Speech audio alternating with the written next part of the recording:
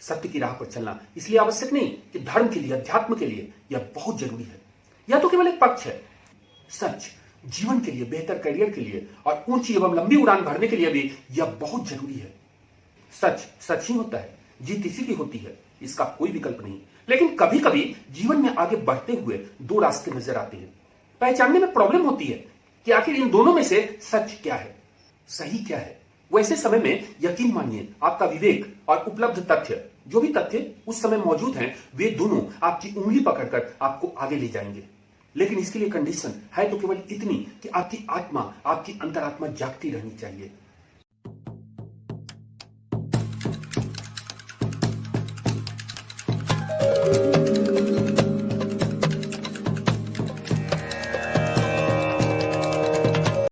कहा गया है झूठ के पांव नहीं होते, लेकिन सच को भी आवश्यकता होती है आपके सशक्त व्यक्तित्व की।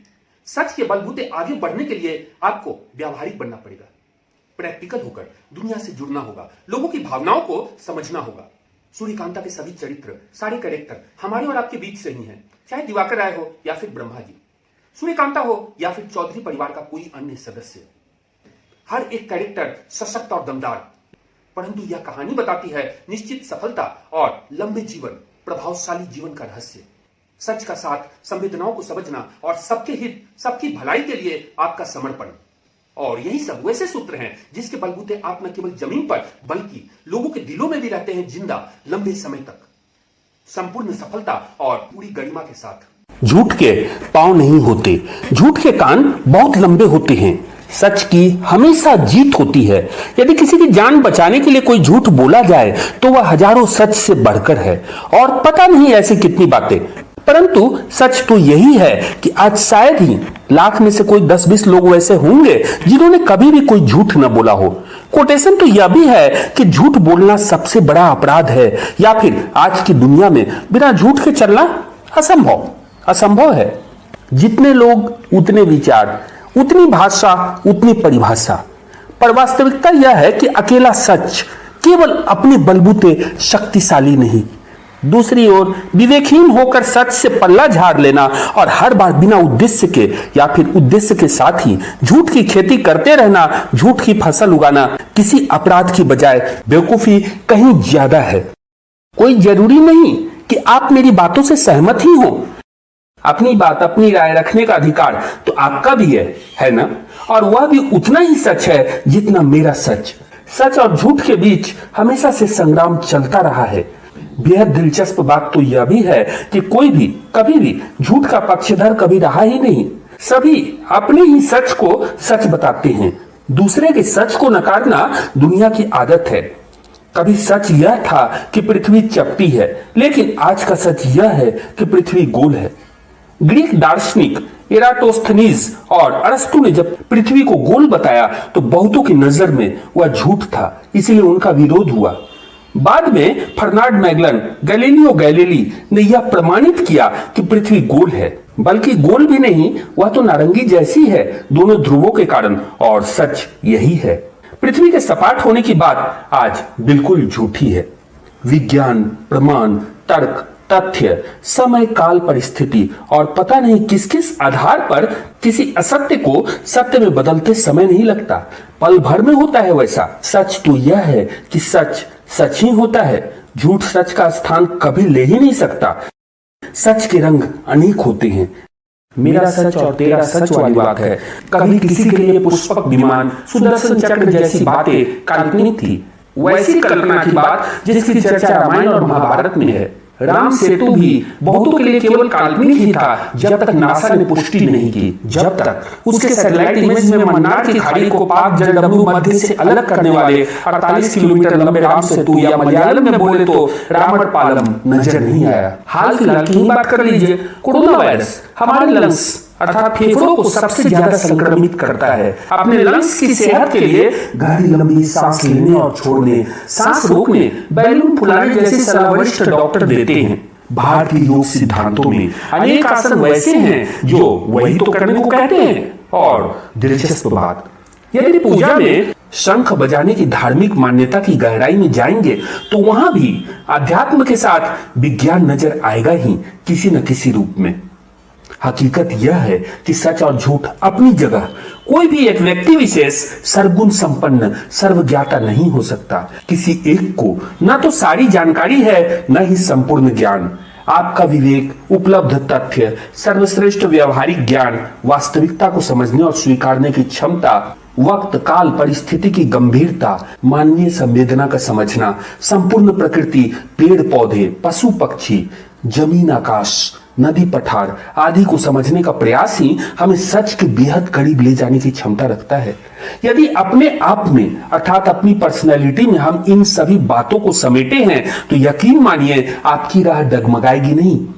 बस क्षणिक स्वार्थ, लोभ लालच और केवल अपने हित से आगे बढ़कर अपने ही हित के लिए सभी के पक्ष में सोचना है। विश्वास कीजिए, आपकी जिंदगी की राह बहुत आसान हो जाएगी और कहीं अधिक प्रैक्टिकल होकर आप सारे चैलेंजेस को फेस कर पाएंगे। और जहां तक रही सच और झूठ की बात, तो विश्वास कीजिए, आपकी अंतरात्मा में इतनी क्षमता है कि वह 100 दरवाजे को तोड़कर सच को परख ले, सच को पहचान जाए। बस आपको केवल इतना करना है कि अपनी अंतरात्मा की आवाज पर हर पल हर क्षण अपने कदम को आगे बढ़ाना है। आपकी नीति रणनीति, आपका व्यक्तित्व, विवेक, तथ्य, मर्यादा, पहचान, इन सबसे जरूरी है सच की पहचान। यदि सत्य को परखना जानते हैं, सच्चाई की पहचान है आपको, तो यकीन मानिए आपकी जिंदगी का सफर काफी खूबसूरत, रोचक, रोमांचक और तरक्की से भरा हो जाता है। और ये सारा कुछ तब और भी आसान हो जाता है जब जीवन की पहली शिक्षक अर्थात माँ जिस धैर्य, दायित्व और सच्चाई के साथ अपने उत्तरदायित्व को निभाती है, पुत्र उसे आत्मसात करे, उसी के अनुसार जीवन भर चले। इस मामले में किस्मत के बहुत धनी हैं ब्रह्मा जी।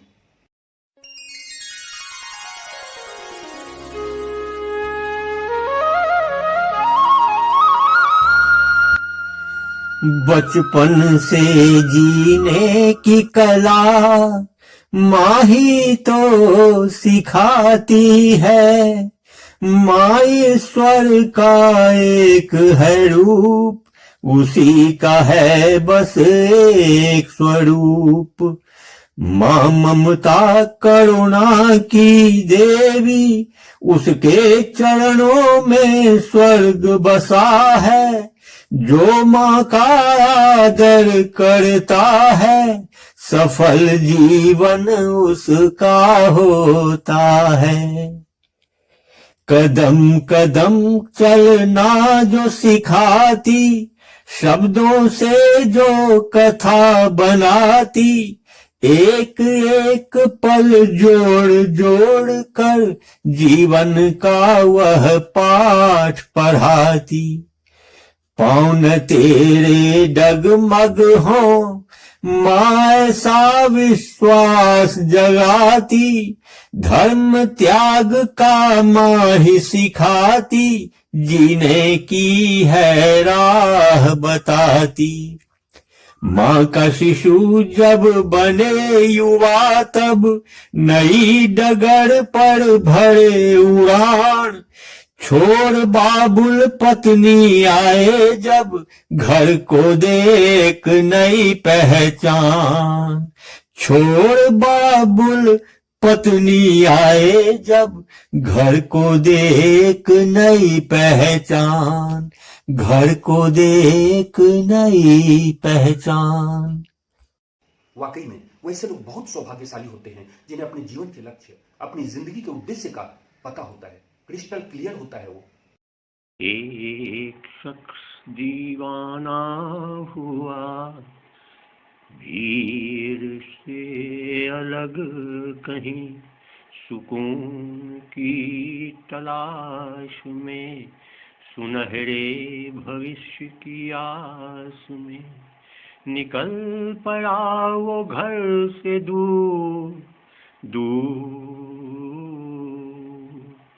एक शख्स दीवाना हुआ, भीड़ से अलग कहीं सुकून की तलाश में, सुनहरे भविष्य की आस में निकल पड़ा वो घर से दूर दूर दूर।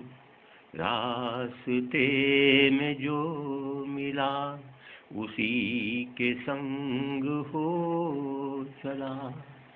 एक शख्स दीवाना हुआ, भीड़ से अलग कहीं सुकून की तलाश में, सुनहरे भविष्य की आस में। निकल पड़ा वो घर से दूर दूर। अपने पति और बेटे के दुर्भाग्यपूर्ण निधन के बाद सूर्यकांता की सास बेचैन थी। उसके हृदय में शोक था और दिमाग में हजारों सवाल। पति और पुत्र को खोने का गम और साथ साथ रियासत की चिंता, जागीर का ख्याल, सारे के सारे सवाल बड़प्पन में एक दूसरे को चुनौती दे रहे थे। लेकिन उनके मन में एक सवाल बहुत भारी था। घुमा फिराकर सांप की तरह फन फैलाकर वह सवाल खड़ा हो जाता था। इतनी बड़ी रियासत का अब कौन बचा रखवाला है, इस विशाल जागीर को अब कौन देखने वाला है। इतनी बड़ी रियासत का अब कौन बचा रखवाला है, इस विशाल जागीर को अब कौन देखने वाला है। भूमि सहस्र 10 एकड़ बकास्तु दौलत अकूत रत्नों का है। बता मुझे अब बचा कौन जो इसे भोगने वाला है। बता मुझे अब बचा कौन जो इसे भोगने वाला है। समय हर एक जख्म की दवा है, सभी ऐसा कहते हैं। लेकिन बहुत सारे दर्द ऐसे होते हैं जिसका मरहम वक्त के पास भी नहीं होता। ऐसी ही थी सूर्यकांता के सास की पीड़ा। परिवार के 2 सदस्यों का बिछड़ना और रियासत के जाने का डर, इसकी चिंता, क्योंकि तब के कानून के अनुसार घर के किसी पुरुष सदस्य को ही संपत्ति का वारिस माना जाता था और किसी पुरुष सदस्य के न रहने के कारण सारी संपत्ति, सारी जायदाद परिवार में किसी अन्य को चली जाए। अपने घर में अपनी बहू के साथ गंभीर मतभेद। इस परिस्थिति में सूर्यकांता की सास यह निर्णय नहीं ले पा रही थी कि आखिर वह करे तो क्या करे अपनी रियासत को बचाने के लिए। अपनी बहू सूर्यकांता से इस संदर्भ में उन्होंने बात करने की कोशिश की, लेकिन सूर्यकांता ने किसी भी प्रकार की सहायता करने में असमर्थता व्यक्त की। अंत में उनके पास केवल और केवल एक रास्ता बचा। अपने विश्वसनीय सलाहकारों को बुलाकर वह राय मशविरा करे कि आखिर वह कौन सा कदम उठाए, आगे कैसे बढ़े। सोच विचार कर सलाहकारों ने यही एक थी राह दिखाई। कानूनी सलाह लेने की थी बात बताई। कानूनी सलाह लेने की थी बात बताई। इन परिस्थितियों में सूर्यकांता की सास ने लिया एक मजबूत संकल्प, एक ऐसी प्रतिज्ञा जिसके बाद शुरू होने वाली थी एक लड़ाई, कानून का युद्ध। कोर्ट कचहरी के चौखट के अंदर भी और शायद बाहर भी। विधाता भी ना जीवन में बहुत सारे रंग भरता है। अजब अनोखे कलम है उसके पास। मेरी यह जागीर इतनी, पुत्र की जो रियासत इतनी, जिस पर मेरा अधिकार है उसे कहीं जाने नहीं दूंगी, किसी दूजे को पाने नहीं दूंगी। कोई यदि विकल्प नहीं है तो मेरा संकल्प यही है, चली जाए किसी गैर के पास मैं सहन भी ये कर लूंगी, पर परिवार के अन्य सदस्य को इस पर काबिज होने नहीं दूंगी। पर परिवार के अन्य सदस्य को इस पर काबिज होने नहीं दूंगी।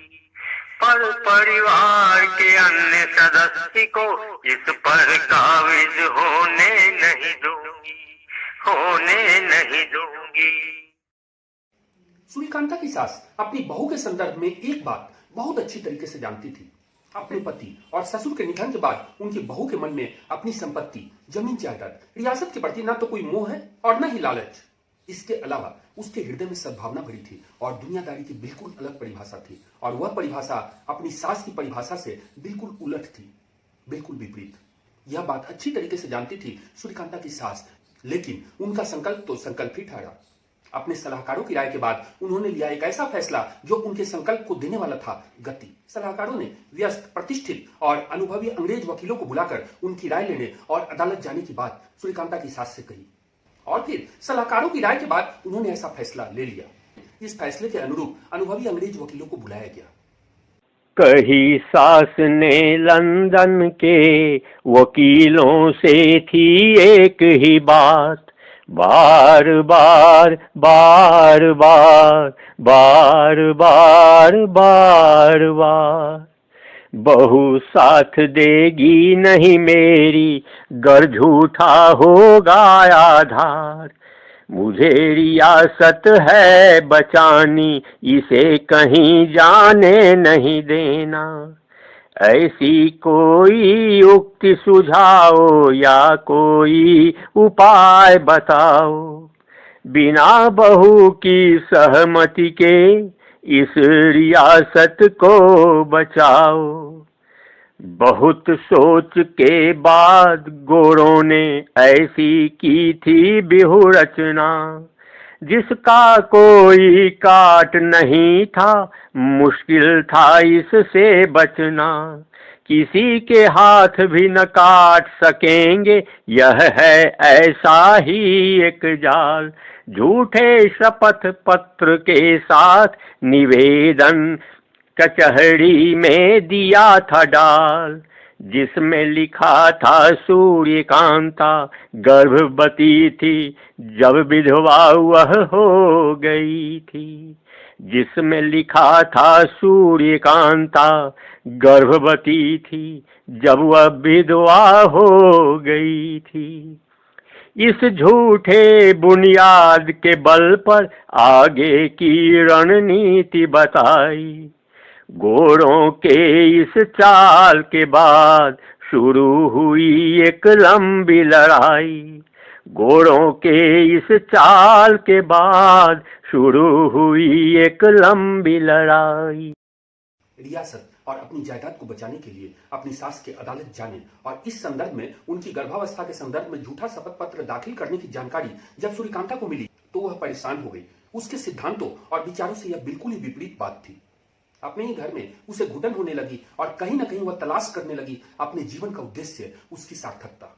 यह कैसा अन्याय है भगवान, यह कैसा अन्याय, यह कैसा अन्याय है भगवान, यह कैसा अन्याय, जहां सरासर झूठ ही चलता, हर मुख पर है झूठ ही पलता, जहां सरासर झूठ ही चलता, हर मुख पर है झूठ ही पलता, इस झूठ के दलदल में मेरा दम हर दम है घुटता, मेरा नहीं अब यहाँ से नाता, सिर्फ शरीर मेरा यहाँ रहता,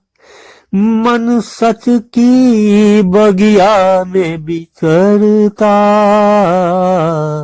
मन सच की बगिया में विचरता, मिट गई पिछली सारी कहानी, मिट गई पिछली सारी कहानी, लिखनी है अब नई कहानी, लिखनी है अब नई कहानी, लिखनी है अब नई कहानी। चौधरी परिवार की मालकिन अर्थात सूर्यकांता की सास द्वारा झूठे शपथ पत्र दायर करने की जानकारी जब ब्रह्मा जी को मिली तो वे बहुत दुखी हुए। घर की बात कोर्ट कचहरी की दहलीज तक पहुंच गई और उन्हें इसकी जानकारी ही नहीं, जबकि आज तक ब्रह्मा जी और चौधरी परिवार के सिद्धांतों और विचारों में जमीन आसमान का अंतर था। अर्थात मतभेद तो था, लेकिन इसका असर कहीं भी किसी भी रूप में मनभेद नहीं था उनके बीच।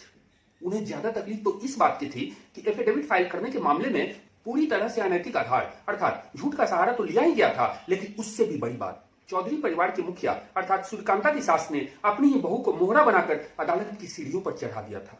उनकी गर्भावस्था का झूठा शपथ पत्र किसी भी लोभ लालच से पड़े ब्रह्मा जी ने आखिर अब यह सोचना शुरू कर दिया था कि ऐसी परिस्थिति में आखिर वह करे तो क्या करे, कौन सा कदम उठाए। इस संदर्भ में उन्होंने अपने नजदीकी लोगों से बात की और तब हिंदुस्तान के तब के नामी गिरामी वकीलों श्री दास एवं अन्य के माध्यम से अदालत में अपने मामले को रखा और पहली ही सीढ़ी पर उन्हें जीत भी मिली जब अदालत ने सूर्यकांता के चिकित्सीय जांच का आदेश दे दिया। ब्रह्मा को लगी भनक जब इसकी, इस झूठे शपथ पत्र की। दौलत का तो मोह नहीं है, झूठ भी मुझे सहन नहीं है, अतः झूठ का विरोध सही है। इसीलिए अपने साथ के दो हकदारों से की मन की बात, दोनों ने सहमति जताई, सब मिलकर विरोध की रणनीति बनाई। इसमें गंगाराम थे ऐसे, धर्म गुरु होते हैं जैसे, दिन रात माला वो जपते, राम नाम का भजन ही करते।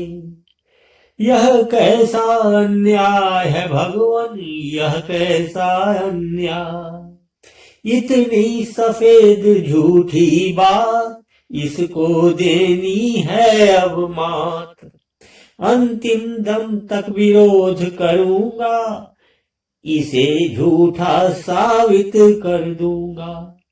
तीनों तब न्यायालय पहुंचे, आस जीत की लेकर पहुंचे। तीनों तब न्यायालय पहुंचे, आस जीत की लेकर पहुंचे। चुनौती की एक अर्जी डाली, झूठे शपथ पत्र की बात बताई। अंतरिम आदेश पक्ष में आया, गर्भ की सच्चाई है तुम मेडिकल जांच का आदेश थाया, मेडिकल जांच का आदेश थाया। झूठ के पांव नहीं होते और सच की हमेशा जीत होती है। यदि दिल में यह भावना रहे तो यकीन मानिए किसी भी चुनौती का सामना करना बहुत ही आसान हो जाता है। सत्यमेव जयते, सत्यमेव जयते, सत्यमेव जयते, सत्यमेव जयते, सत्यमेव जयते। जिंदगी के रास्ते बहुत ही टेढ़े मेढ़े होते हैं, सर्पीले, ऊंच नीच और पहाड़ और खाई से भरे। आप चाहे कुछ भी सोचे, कितना भी संभल कर रहें, लेकिन कोई नहीं जानता कि अगले क्षण, अगले पल क्या होने वाला है, क्या गुजरने वाला है। वैसे भी किसी भी सड़क पर आप स्वयं अपने लिए सतर्कता और सावधानी के साथ चलने की गारंटी तो ले सकते हैं, परंतु दूसरा क्या करने वाला है इसे केवल वही जानता है, या फिर ऊपर वाला विधाता भगवान जिसकी मर्जी के बिना एक पत्ता भी नहीं हिलता। अदालत में अनैतिक शपथ पत्र को दायर करना यह एक ऐसी घटना थी जो बहुतों के जीवन झंकार को झकझोरने वाली थी, परंतु सभी के कदम तो बढ़ चले थे एक नए डगर पर। बहुत जरूरी है, बहुत ही जरूरी है एक यात्री के रूप में अपने बढ़ते पांव, अपने सफर, अपनी डगर का हम हमेशा ख्याल रखें और इसके साथ ही एक अंतराल में, नियमित अंतराल पर अपना मूल्यांकन हम स्वयं करें कि आखिर हम कहां जा रहे हैं, क्यों, और लक्ष्य तक पहुंचने के बाद आखिर हमें क्या मिलेगा। यदि मिलते जवाब पर आपकी आत्मा, आपकी अंतरात्मा की सहमति मिले तब तो ठीक। आपके कदम रुकने नहीं चाहिए, ठिठकने नहीं चाहिए, किसी भी हाल में नहीं। परंतु यदि आत्मा की गवाही नहीं है तो स्वयं ही बनना पड़ता है अपने ही मार्ग का बाधक। धन्यवाद, नमस्कार। जब न धरती की समझ थी ना समझ आकाश की, तब भी थी थोड़ी समझ मुझे सूर्य के प्रकाश की, आग पानी की समझ थी और समझ दिन रात की, फिर समझ थी मन के अंदर उठ रहे हर भाव की। सूर्य कांता की कहानी है इसी समझ मनोभाव की, सूर्य कांता की कहानी है इसी समझ मनोभाव की, सूर्य कांता की कहानी है इसी समझ मनोभाव की।